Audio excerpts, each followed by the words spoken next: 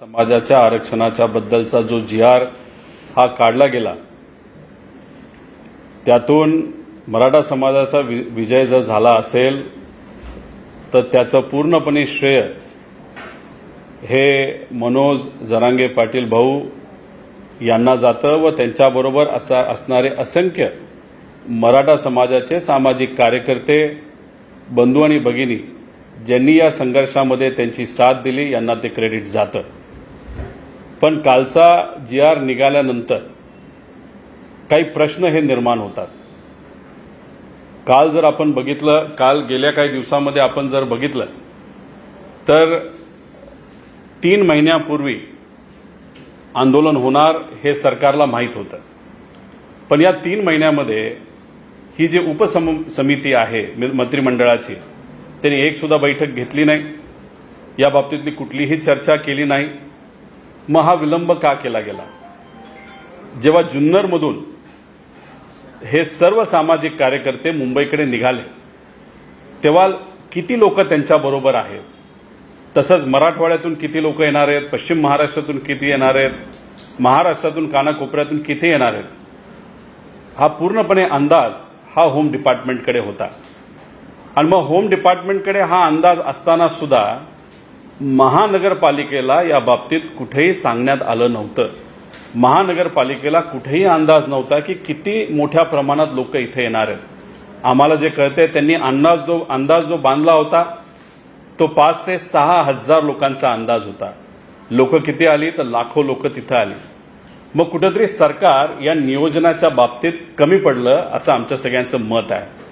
त्याच्याचबरोबर जो निर्णय तुम्ही घेतला, हे जे सर्व उपसमिती मंत्रिमंडळाची ती कधी बसली, कधी चर्चेला आली, आंदोलनाच्या ठिकाणी कधी आली, तर जेव्हा हायकोर्टनी निकाल दिला, हायकोर्टनी सरकारवर ताशिरे ओढले, त्यानंतर या समितीने आंदोलनाच्या ठिकाणी जाऊन चर्चा करण्याची भूमिका घेतली.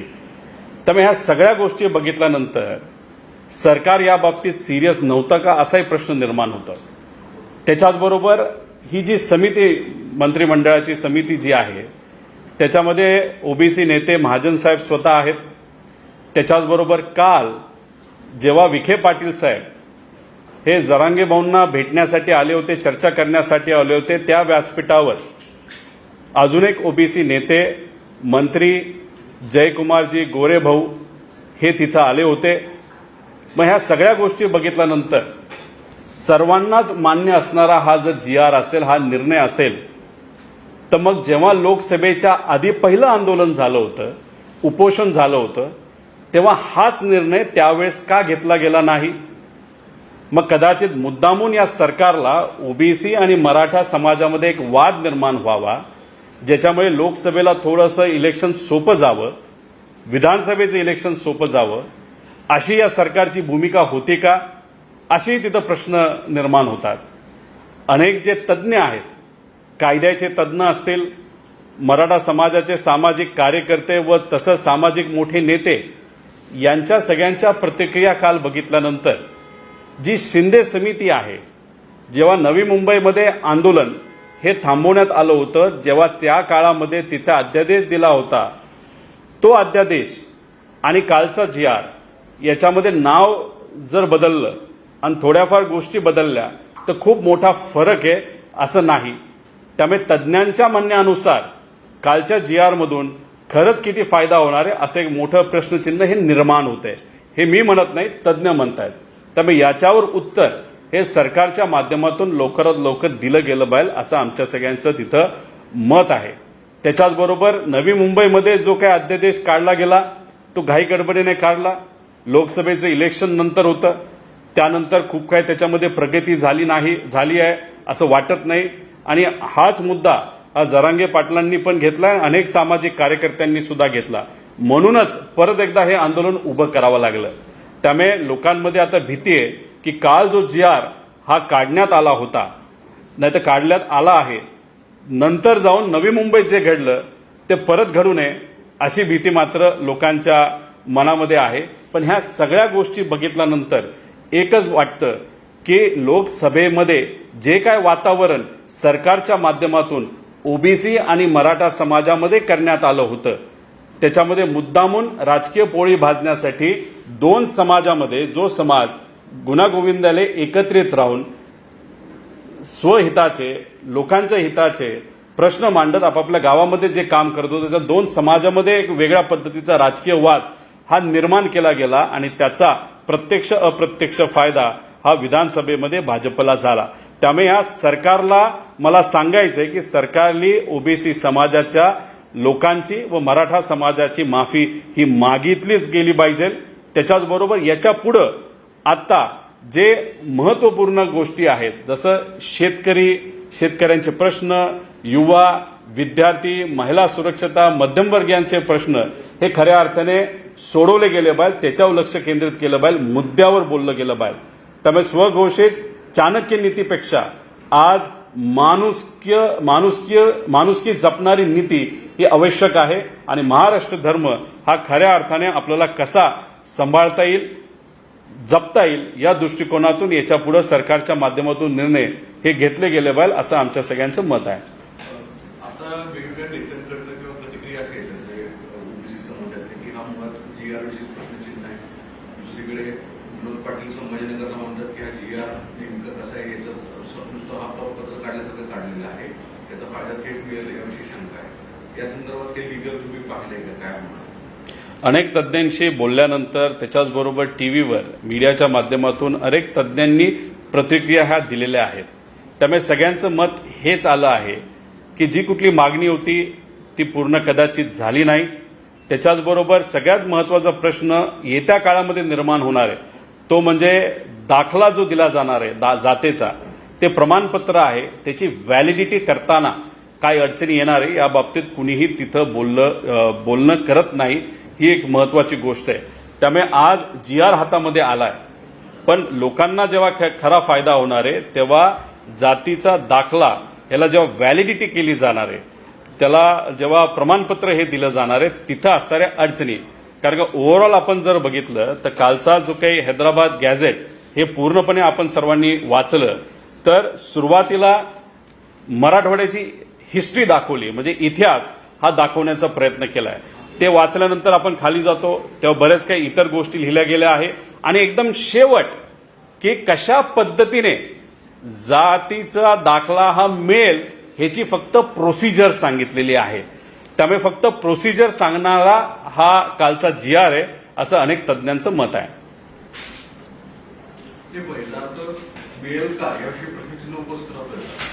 नाही 100% अनेक लोकांचं मत आहे की ह्याच्यातून जी काही लोकांची अपेक्षा आहे प्रमाणपत्र जातीचा दाखला हा मिळाला पाहिजे आणि त्याला कास्ट व्हॅलिडिटी सुद्धा झाली पाहिजे.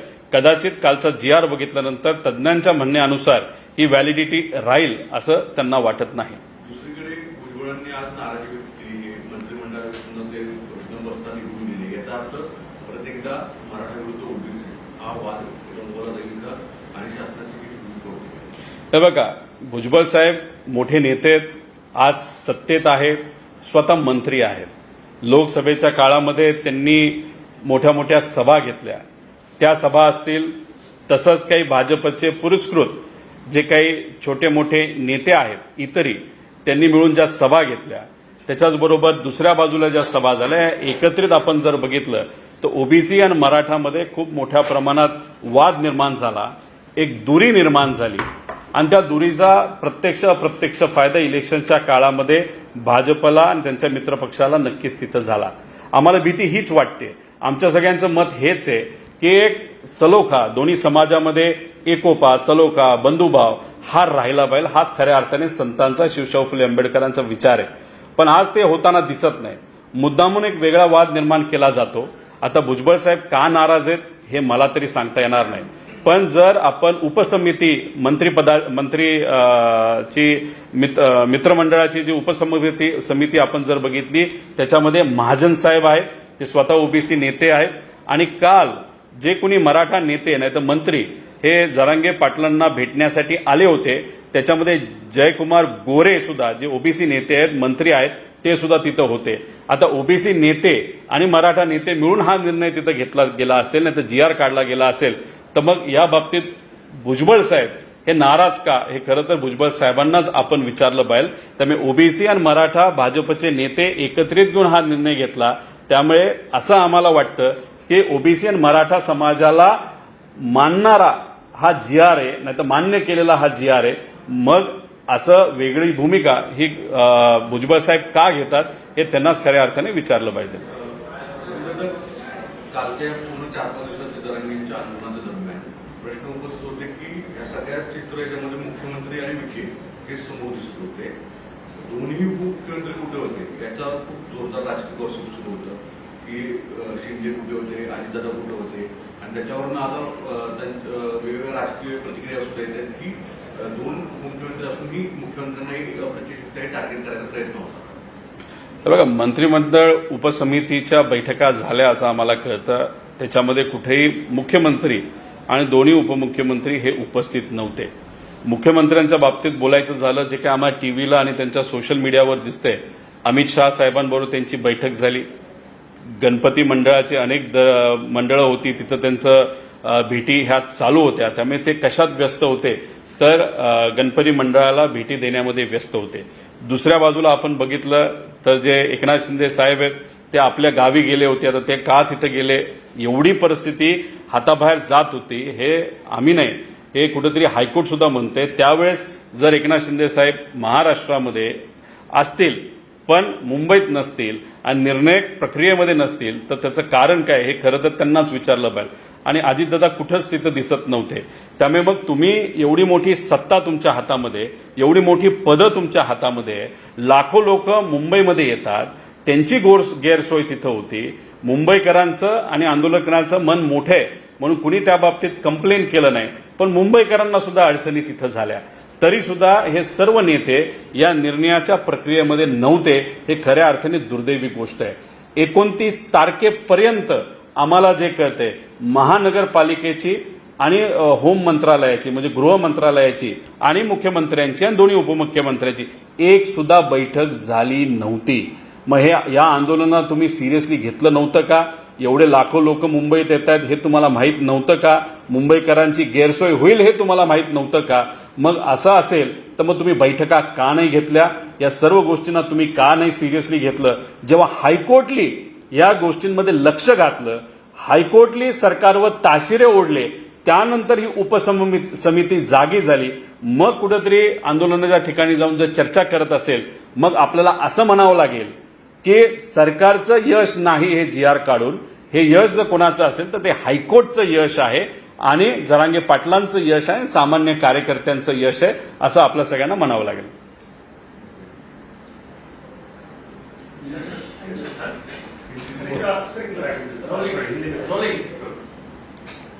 सर, हमने देखा 5 दिनों बाद मुंबई शहर से जो मराठा आंदोलनकारी थे वो अपने आप से निकल चुके हैं. मामला तब होता है जब जीआर इशू किया गया है सरकार की तरफ से, आश्वासन दिया गया है कि जो उनकी मांगे थी रिजर्वेशन को पूरी की जाएगी. पहली प्रतिक्रिया है पूरे जीआर को लेकर, क्या आपको लगता है कि इम्प्लीमेंट होगा, ये उन्हें उसका फायदा होगा? देखो, लोकसभा का जब इलेक्शन था उसके पहले भी ये बहुत बड़ा आंदोलन जरांगे पाटिल जी है, उनके साथ जो सामाजिक कार्यकर्ते उनने सबने मिलकर एक आंदोलन किया था, उपोषण भी किया था. नवी मुंबई में जो आंदोलन हुआ था वहां पे सरकार के माध्यम से एक अध्यादेश निकाला गया था. वो अध्यादेश देखने के बाद आंदोलन वहां पे स्थगित हो गया था. लेकिन बहुत जनों का कहना यह था अध्यादेश तो निकला लेकिन वो इम्प्लीमेंट नहीं हुआ. कहा न कहा तो भी लोगों का वहां पे विश्वासघात हुआ. इसी के कारण अभी और एक बार आंदोलन हुआ. अभी नया जीआर वहां पे निकाला है, लेकिन जो समिति है, जो टेक्निकल समिति है शिंदे साहब के अंतर्गत, जो एक माजी न्यायाधीश है, वो समिति उस टाइम से अभी तक वो काम ही कर रही है. अगर कल का जीआर आप देखो तो उसमें बहुत बड़ा फर्क है, ऐसे नहीं है. लेकिन कल अगर आपने देखा तो बहुत सारे, कल से लेकर आज तक और आगे भी बहुत सारे ऐसे मराठा समाज के अभ्यासक है या एक्सपर्ट लोग है, लीगल एक्सपर्ट्स है, सबके अगर स्टेटमेंट आप देखो तो ये जो जीआर निकाला गया है वो कोर्ट में वैलिड नहीं रह सकता, या उस जीआर के माध्यम से लोगों की जो अपेक्षा है वो पूर्ण नहीं होगी, ऐसे सबको लग रहा है. दूसरी बात, 3 महीने पहले सरकार को मालूम था कि ये आंदोलन होने वाला है, तो 3 महीना एक भी बैठक ये उपसमिति की क्यों नहीं हुई? उसी के साथ 29 तारीख तक मुख्यमंत्री साहब, दोनों उप मुख्यमंत्री और महानगर पालिका मुंबई और होम डिपार्टमेंट, उनकी भी कोई भी बैठक वहां पे नहीं हुई जहां पे ये चर्चा हुई कि ये बहुत बड़ा इश्यू हो सकता है, लाखों लोग बंबई में आ सकते हैं, जिसके कारण जो आने वाले लोग हैं उनको भी अड़चन हो सकती है, मुंबईकरों को भी अड़चन हो सकती है। तो थोड़ा सा प्लानिंग सरकार का वहां पे कम हुआ था और जब जहां पे आंदोलन हो रहा था वहां पे सरकार के तरफ से कोई भी मंत्री वहां पे नहीं गया था। जब हाईकोर्ट ने वहां पे आदेश दिए उसके बाद वहां पे मंत्री जाना चालू हो गए। तो हम सबका कहना है कि मिसमैनेजमेंट सरकार के माध्यम से वहां पे हुआ था और कल का निर्णय जो लिया गया, जब जीआर निकाला गया था, उसकी जो समिति है उसमें महाजन साहब एक ओबीसी नेता है, वो खुद उस समिति के सदस्य है और कल वहां पे चर्चा करने के लिए जय कुमार गोरे जी जो ओबीसी नेता है और मंत्री भी है, वो खुद बाकी मराठा नेता और मंत्री के साथ वहां पे चर्चा करने के लिए गए थे। तो उसका कारण है वो जो जीआर कल का निकाला गया था वो सब समाज को एक्सेप्टेड है या सब समाज के नेताओं को वो एक्सेप्टेड है। सो हम सबका कहना है कि ये लोकसभा के पहले क्यों नहीं निकाला गया था, लेकिन लोकसभा के पहले जो निकाला गया था उसके बाद अगर आप देखो तो ओबीसी वर्सेस मराठा एक परसेप्शन सत्ताधारी जो लोग हैं उनके माध्यम से ये महाराष्ट्र में किया गया था, जिसके कारण उनका थोड़ा सा राजनीति या प्लानिंग ऐसे हो सकता है कि लोकसभा और विधानसभा को ये जो ओबीसी वर्सेस मराठा का वातावरण है उसका उनको फायदा हो जाएगा।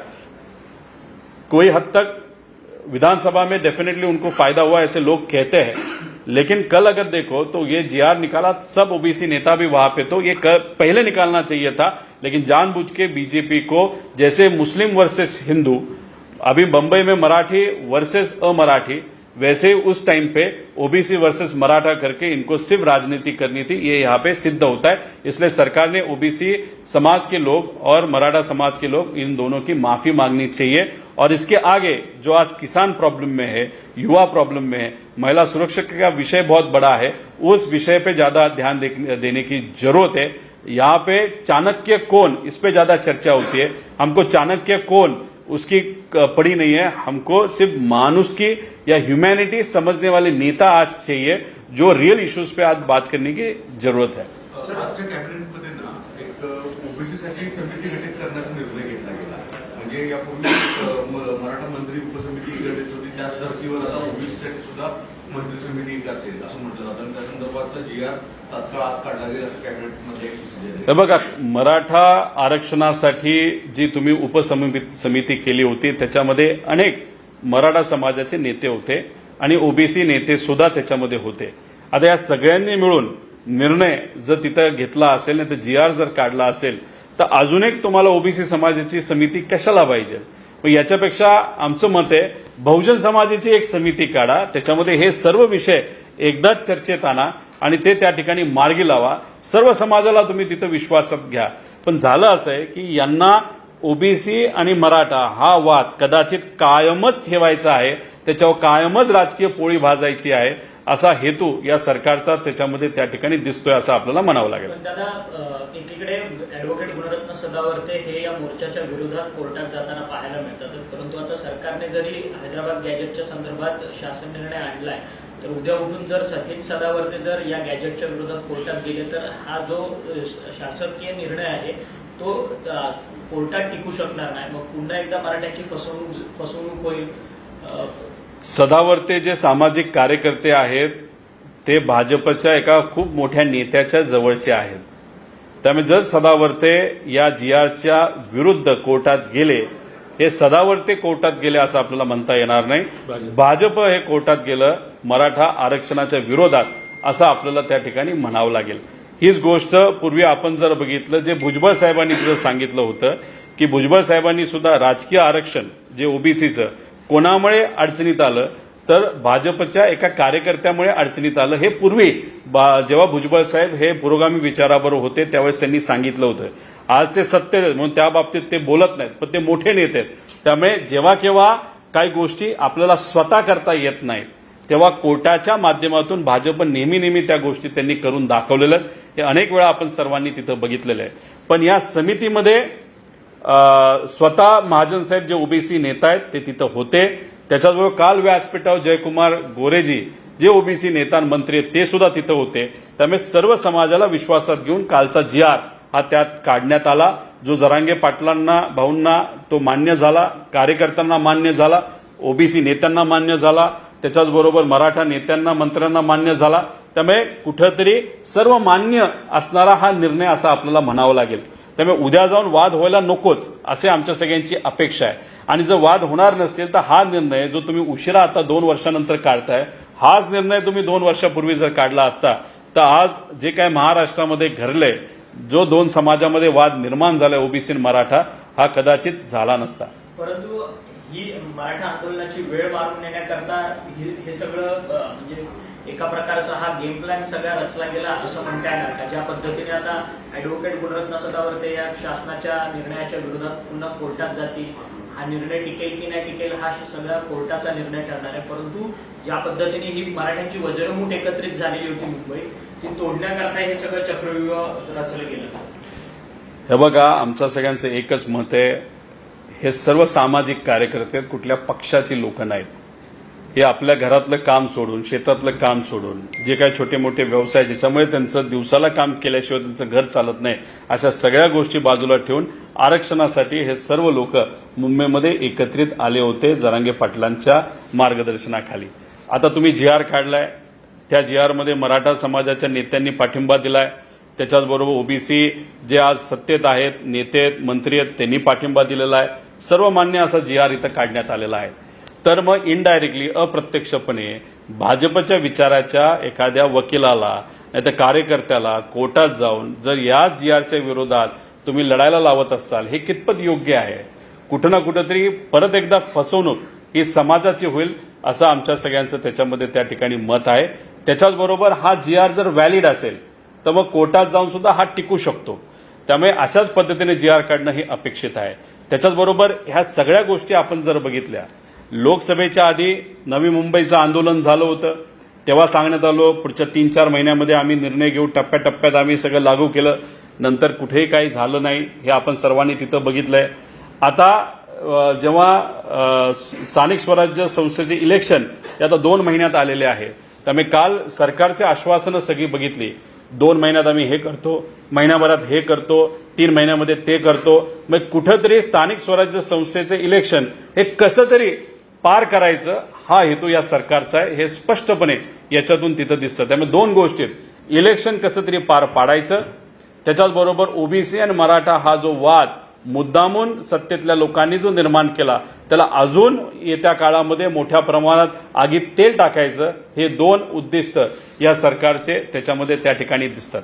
सर, आता मी आरती साठे यांच्यावरती प्रश्न उपस्थित केलेला मध्यंतरी. आरती साठे भाजपच्या प्रवक्त्या होत्या, त्यांनी राजीनामा देऊन पुन्हा ते उच्च न्यायालयाच्या न्यायाधीश म्हणून त्यांची निवड झाली.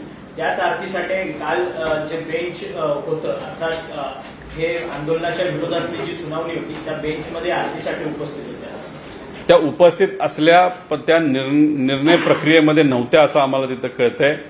जे हायकोर्टचे प्रमुख जे न्यायाधीश आहेत ते स्वतः त्या निर्णय प्रक्रियेमध्ये तिथं होते आणि कदाचित मार्गदर्शन म्हणून नाहीतर कुठंतरी या गोष्टी समजून घ्याव्या म्हणून जज म्हणून त्या तिथं उपस्थित होत्या.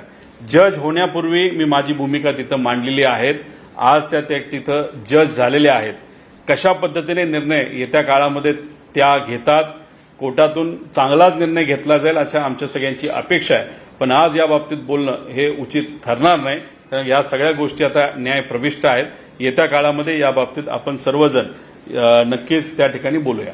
परंतु हा जो शासन निर्णय काढण्यात आलेला आहे हैदराबाद गॅजेटच्या अंमलबजावणीचा, हे सगळं ज्यावेळेस हा निर्णय समोर आला त्यावेळेस प्रत्येक जण मुख्यमंत्री देवेंद्र फडणवीस यांचा उदो करताना पाहायला मिळत होतं की ज्या पद्धतीने देवेंद्र फडणवीस हेच मराठ्यांचे तारणहार आहेत, मराठ्यांना सातत्यानं आरक्षण देण्याचं देखील काम हे देवेंद्र फडणवीस एकटेच करू शकतात, अशा पद्धतीची प्रतिक्रिया जी आहे ती सत्ताधारी असेल विरोधक असेल या दोन्ही नेत्यांनी दिलेली आहे. हे कशा पद्धतीने पाहताय? हे बघा, हैदराबाद गॅजेटचं नाव हे नक्कीच या कालच्या GRला देण्यात आलेलं आहे. पण जे संदीप शिंदे माजी न्यायमूर्ती असतील नाहीतर जे कुणी न्यायाधीश असतील त्यांच्या अध्यक्षतेखाली जी समिती तिथं केली गेली आहे ती पूर्वी सुद्धा काम करत होती आणि आता तीच समिती काम करते. त्यामुळे नवी मुंबईला जो काही निर्णय नाही तो अध्यादेश काढला गेला आणि आता जो काही GR काढला गेला तो काय खूप वेगळा आहे असं म्हणता येणार नाही. ठीक आहे, त्याच्यामध्ये काही गोष्टी बदल केलेल्या आहेत, पण मग एकच न्यायमूर्ती जर आधी आणि आताही जर काम करत असतील तर मग कालचा निर्णय हा देवेंद्र फडणवीस साहेबांच्या मार्गदर्शनाखाली, कारण का आज जे मुख्यमंत्री आहेत आणि तेव्हाचा निर्णय जेव्हा एकनाथ शिंदे साहेब मुख्यमंत्री होते, मग हे दोन्ही निर्णय वेगळे आहेत का असाही प्रश्न तिथं निर्माण होतो. पण कालचा निर्णय हा जर समाजाली आणि सामाजिक कार्यकर्त्यांनी आणि सामाजिक नेत्यांनी जर स्वीकारला असेल तर मग नक्कीच आपल्याला तिथं पाठिंबा हा द्यावा लागेल. पण जेव्हा दाखला द्यायची वेळ येईल तेव्हा आपल्याला बघावं लागेल काय परिस्थिती होती. त्यामुळे आज काय बोलून होणार नाही. कदाचित 6 महिन्यानंतरच आपल्याला स्पष्टपणे कळेल की खरंच या GRच्या माध्यमातून मदत झाली का काहीच आपल्या हाती आलेलं नाही. मंत्री राधाकृष्ण विखे पाटील यांनी आपल्या संदर्भात एक वक्तव्य केलं आहे की रोहित पवार यांनी उथळ बोलू नये. आरक्षणाच्या संदर्भात त्यांनी त्यांचे आजोबा शरद पवार यांना एकदा सल्ला घेतला त्यांच्याकडे. माझं एवढंच विखे पाटील साहेबांना म्हणणं आहे की आपण 2004चा निर्णय तिथं बघावा. त्याच्याबरोबर आधी मंडल आयोग जेव्हा स्थापन झालं होतं त्याच्यामध्ये सुद्धा बऱ्याच काही गोष्टी आहेत. त्याच्यामध्ये कुंभी समाजाचे सुद्धा मुद्दे आहेत. तेव्हा या सगळ्या गोष्टीचा तुम्ही अभ्यास करा.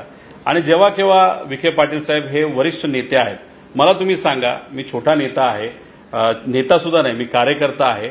माझा अभ्यास कदाचित कच्चा असेल तर फक्त एक स्टेटमेंट देण्यापेक्षा समोरासमोर होऊन जाऊ द्या. मी अभ्यास करून येतो, तुम्ही अभ्यास करून जावा. त्याच्याचबरोबर जर तुम्हाला समोरासमोर यायचं नसेल, या बाबतीत तुम्ही जर कुठं कॉन्फिडंट नसाल तर मी जे काही प्रश्न मांडलेले आहेत, नाहीतर हे जे काही तज्ज्ञ आज न्यायपालिकेचे तज्ज्ञ असतील नाहीतर समाजाचे जे काही तज्ज्ञ आहेत ते जे प्रश्न चिन्ह निर्माण आज करत आहेत तुमच्या निर्णयावर, त्याच्यावर तुम्ही सरळ प्रेस कॉन्फरन्स घ्यावी, त्याच्यावर तुम्ही तिथं उत्तर द्यावं.